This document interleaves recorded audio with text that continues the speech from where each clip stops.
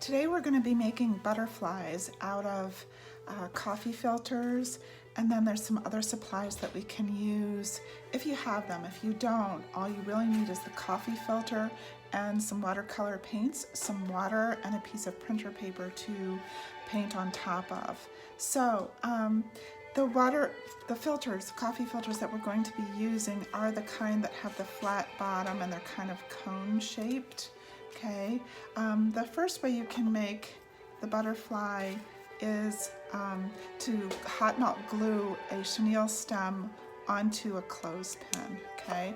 And that'll give you a butterfly that looks like this. And what people like about this, doing it this way, is you can use the clothespin to clip it onto a hairband or your clothes or a hat, those kinds of things.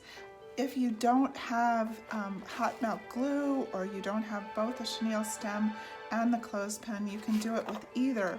This is the coffee filter put on a clothespin by using the clothespin itself.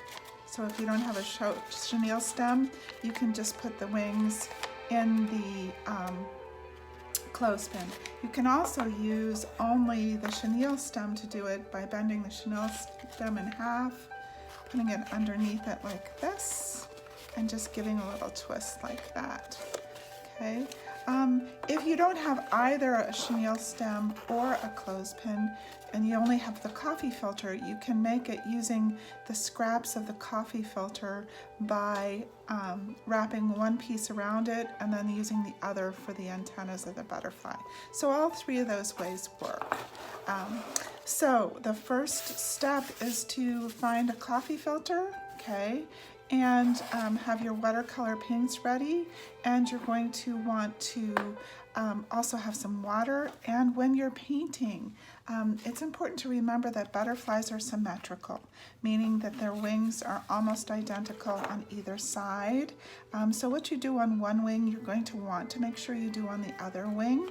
And then to get our wings started, you'll notice there's kind of a ribbed texture across like this. So we're just going to cut that off like this, and we're going to put it aside because we're going to want to use that if we don't have a chenille stem or we don't have a clothespin. Then you're going to open up your coffee filter and it's ready to go. It already has a nice seam down the middle, and this is going to become one wing and this is going to become the other.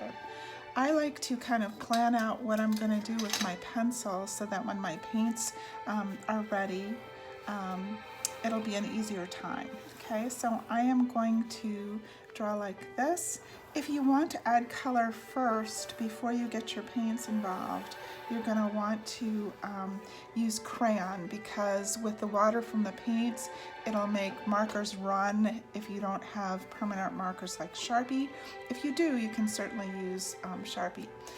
Many butterflies have eyes on their wings so that predators will think that they are a bigger creature than they actually are. You could do that if you want to. If you don't, you can just put patterns. But it is kind of important to remember what you do to one side, you're going to want to do to the other. Okay? So plan out what you want to do with your wings, and then we'll get our paint started. Okay, before we start to paint our butterflies, I did want to show you, if you only have this kind of coffee filter, it can still work. Just fold it in half like this. Draw a pencil line down the middle to just remind you that the wings want to be symmetrical or the same on both sides. Okay, then we're ready to paint now. I used a Sharpie. If you're going to use a marker to outline your designs, please only use a Sharpie. Because a little bit about coffee filters, what's wonderful about them is they literally paint the butterfly on both sides at the same time. The paper, you're going to want to have a piece of printer paper underneath your wings or your coffee filter so that it can stop the water and it doesn't keep going onto the surface that you're working on. Then the other thing is you're going to want to get your brush a little bit wet, but even when we're painting, we're going to want to be thinking about using the color in the same spot. See, it absorbs it almost immediately. and it's going to go right onto that paper underneath too. But what's kind of cool about that is when you're all done painting your wings, you can look at your paper and it's going to be really pretty too under there. Okay, so take the time to paint it however you want to. Once you've finished painting the wings, you are going to want to let them dry overnight because you want them to be completely dry, because you don't want the wings to be floppy because they're too wet, or you don't want them to tear because you're using them or moving them too soon.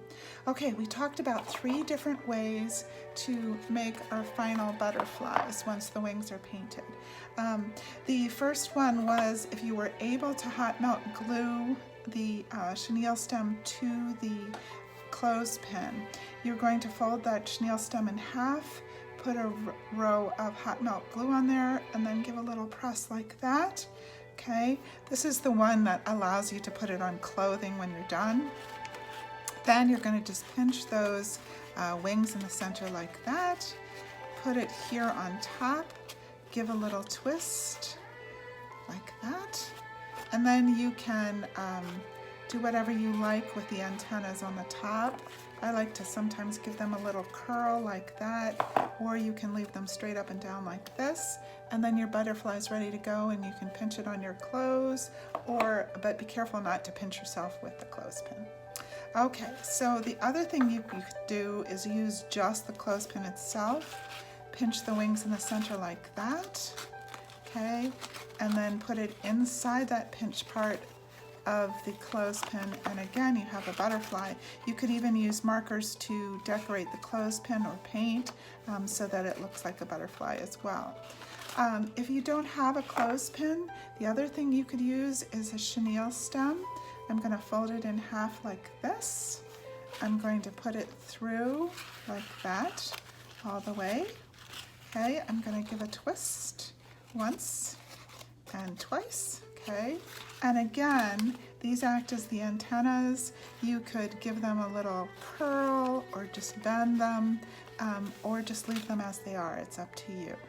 Okay, so then the last way is what if I don't have either of those things? I have this piece in one long piece.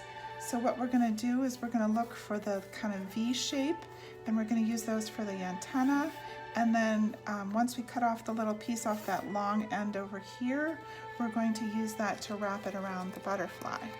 Okay, do that V kind of towards the top, but I left a little piece here on the back. So once the antennas are glued on, I'm again going to pinch that butterfly in the middle, and I'm going to wrap the straight part around my butterfly. I use tape. Glue works just as well. I've used tacky glue before because it dries really fast. Okay, and you're going to tape that on, move those antennas kind of up towards the top. Okay, and that's a third way to make your butterfly.